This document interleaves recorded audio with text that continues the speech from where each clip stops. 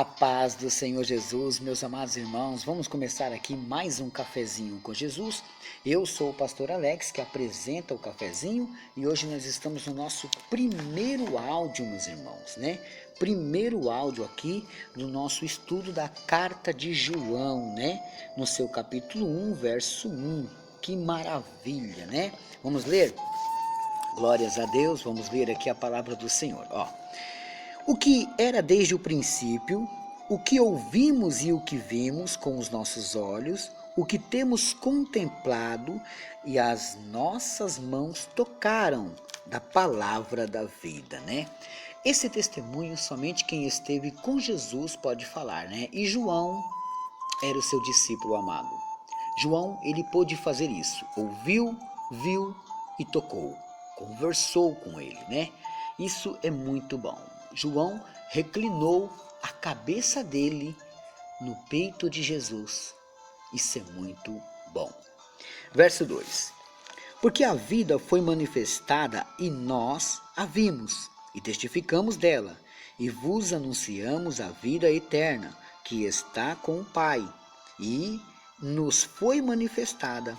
O que vimos e ouvimos, isso vos anunciamos para que também tenhais comunhão conosco. E a nossa comunhão é com o Pai e com o seu Filho Jesus Cristo.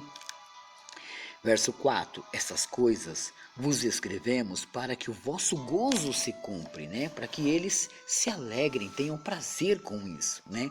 Verso 5, e essa é a mensagem que dele ouvimos e vos anunciamos, que Deus é luz e não há nele trevas nenhuma. Verso 4, se dissermos que temos comunhão com ele e andarmos em trevas, mentimos e não praticamos a verdade. Então, se temos comunhão com ele, temos que andar na verdade, na justiça e na luz. Verso 7.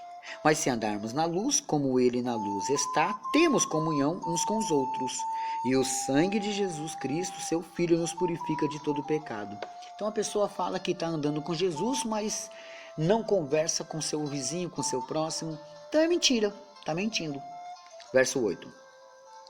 Se dissermos que não temos pecado, enganamo-nos a nós mesmos, e não há verdade em nós. Se confessarmos os nossos pecados, ele é fiel e justo para nos perdoar os pecados e nos purificar de toda injustiça. Se confessarmos a ele. Verso 10. Se dissermos que não pecamos, fazemo-lo mentiroso, e a sua palavra não está em nós. Tá vendo? Então, nós entendemos aí que, na verdade, ninguém pode dizer que não tem pecado, porque tem. Tá entendendo? Tem pecado. O que nós precisamos é de Cristo para nos libertar, meus irmãos, para nos tirar da imundícia do erro, né? Vamos para o capítulo 2? Capítulo 10 era 10 versículos pequenos, né? Meus filhinhos, essas coisas vos escrevo para que não pequeis. E se alguém pecar, temos um advogado para com o Pai, Jesus Cristo justo. Tá vendo?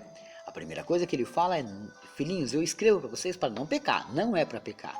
Mas se pecardes, temos um advogado para com o Pai, Jesus Cristo o justo. Esse advogado vai advogar se você estiver certo ou não, tá? Ele não vai te proteger se você está errado. Verso 2. E ele é a propiciação pelos nossos pecados, e não somente pelos nossos, mas também pelos de todo o mundo. E nisso sabemos que o conhecemos se guardamos os seus mandamentos. Ele falou, você ouviu e pratica. É isso, mandamento dele. Aquele que diz, eu conheço e não guarda os seus mandamentos, é mentiroso, e nele não está a verdade.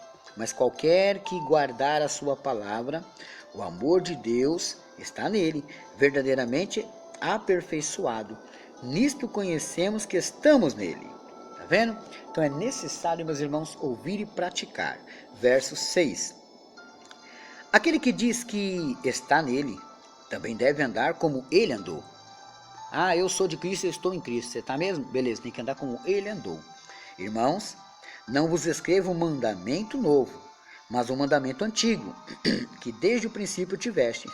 Este mandamento antigo é a palavra que desde o princípio ouviste. Verso 8. Outra vez vos escrevo um mandamento novo que é verdadeiro nele e em vós, porque vão passando as trevas e já a verdadeira luz alumia. Aquele que diz que está na luz e aborrece o seu irmão, até agora está em trevas. Continua sendo um mentiroso, tá vendo? Verso 10. Aquele que ama o seu irmão está na luz e nele não há escândalo. Esse negócio da pessoa não falar com outra, ela não gosta de uma irmã e o irmão não gosta do outro irmão. Na verdade, eles não estão andando na luz, estão praticando os antigos erros e ainda estão em pecado, meus irmãos. Isso é grave, né? Cuidado. Escorregou, bateu a cabeça e morreu, ficou assim, o bicho pega do outro lado, hein? Verso 11. Mas aquele que aborrece o seu irmão está em trevas e anda em trevas, e não sabe para onde deve ir, porque as trevas lhe cegaram os olhos. Filhinhos, escrevo-vos porque pelo seu nome vos são perdoados os pecados. Pai, escrevo-vos porque conheceste aquele que é desde o princípio. Mancebos, escrevo-vos porque venceste o maligno. Eu vos escrevi, filhos, porque conheceis o Pai. Eu vos escrevi, pais, porque já conhecestes aquele que é desde o princípio. Eu vos escrevi, mancebos, porque sois fortes, e a palavra de Deus está em vós, e já vencestes o maligno. Olha só, verso 15. Não ameis o mundo, nem o que no mundo há. Se alguém ama o mundo, o amor do Pai não está nele. Eu vou repetir. Não ameis o mundo, nem o que no mundo há. Se alguém ama o mundo, o amor do Pai não está nele. Porque tudo o que há no mundo, a concupiscência da carne, concupiscência dos olhos e a soberba da vida. Você já sabe o que significa concupiscências, né? Todos esses estudos aí eu estou falando. Então você não pode ter isso. Aquele que ama o mundo acaba tendo isso. Você tem que fugir dessas paixões. Verso 17. E o mundo passa, e a sua concupiscência, mas aquele que faz a vontade de Deus permanece para sempre. Está vendo? Aquele que vence fazendo a vontade de Deus, ele não cai em concupiscências, né? O verso 18, ele vai tratar do anticristo, né? Mas só que olha só que imagem do anticristo ele vai retratar aqui, ó. Filhinhos, é já a última hora. E como ouviste que vem o anticristo, também agora muitos se têm feito anticristos, no plural, por onde conhecemos que já é a última hora. Saíram de nós, mas não eram de nós. Porque se fosse de nós, ficaria conosco. Mas isso é para que se manifestasse que não são todos de nós. Sabe, então infelizmente, algumas pessoas saem da igreja e começam a meter o pau na igreja. Eles pareciam ser da gente, mas não era da gente. Tudo isso aconteceu para que se manifeste e a gente descubra quem que não é da gente. Entendeu? Verso 20. E vós tendes a unção do santo, e sabeis tudo. Não vos escrevi porque não soubeis a verdade, mas porque a sabeis, e porque nenhuma mentira vem da verdade.